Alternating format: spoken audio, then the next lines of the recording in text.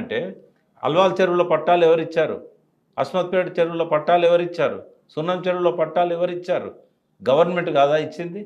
Government ఇచ్చిన పట్టాలను government cancel ఇప్పుడు చేయాలంటే గవర్నమెంట్ పర్మిషన్ ఇచ్చిందని గులగొడతలేరా? జిహెచ్ఎంసీ పర్మిషన్ ఇచ్చిన వాడిని గులగొడతలేదా? పర్మిషన్ ఇవ్వడం వేరు, పట్టా ఇవ్వడం వేరు. పర్మిషన్ ఇవ్వడం వేరు, పట్టా ఇవ్వడం వేరు. పట్టా ఇచ్చినా, పర్మిషన్ ఇచ్చినా వాళ్ళకి రైట్స్ వచ్చినాయి.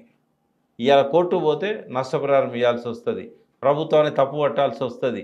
ఒకటి, చెరువులను కాపాడాలంటే నేను సపోర్ట్ చేస్తాను, బట్ పద్ధతి ఇది కాదు.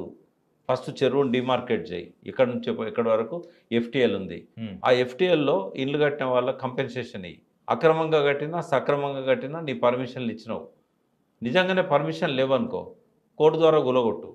కానీ పర్మిషన్లు ఇచ్చినాయి కానీ, పట్టాలు ఇచ్చినాయి కానీ, పట్టా భూములల్లో గతంలో కట్టుకున్నాయి కానీ, నువ్వు చెరువులను పరిరక్షించాలంటే వాళ్ళకు నష్టపరిహారం ఇయ్యి, వాళ్ళను టైం ఇయ్యి, వాళ్ళు వేరే కాడ కట్టుకోవడానికి అవకాశం